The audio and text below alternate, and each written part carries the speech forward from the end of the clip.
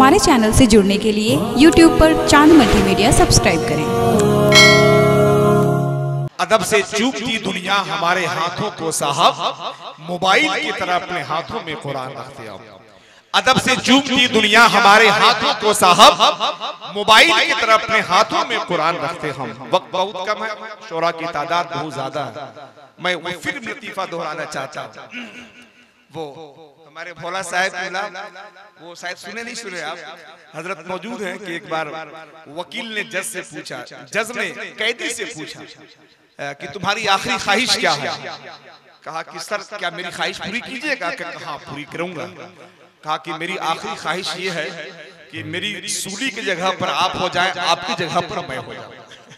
बात ये है कि कमेटी का अलग प्रेशर, नाम दीजिए, इनको पढ़ाइए, उनको पढ़ाइए, इतना वक्त उनका वक्त।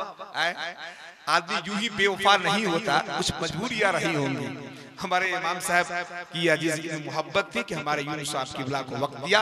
अब मैं चाहता हूं कि इस वक्त बहुत अच्छा कलाम, जिन्होंने सिर्फ कलाम आला हजरत पढ़ा था, हमारे मतलूब भाई का ये हुक्म है कि इरशाद भाई पीरे तरीकत हुजूर इमाम मिल्लत की मौजूदगी में पढ़ें। उससे पहले जमाल अरशद जमाल साहब किबला, एक और हमारा रफीक साहब किबला, उनका भी ये लोगों से डिमांड है। मैं चाहता हूं बड़े अदब के साथ दो शेर, 3 शेर बिल्कुल अपने रंग में पढ़िए। मैं गुजारिश करूंगा मोहतरम अरशद जमाल पलामवी से को तशरीफ लाए और मोहब्बतों भरा हम सामिन को पेश करें। इसी शेर के साथ ही खुदा के कहर उसके दस्ते बाजू छीन लेता है, गरीबों के चमन से दिल की खुशबू छीन लेता है।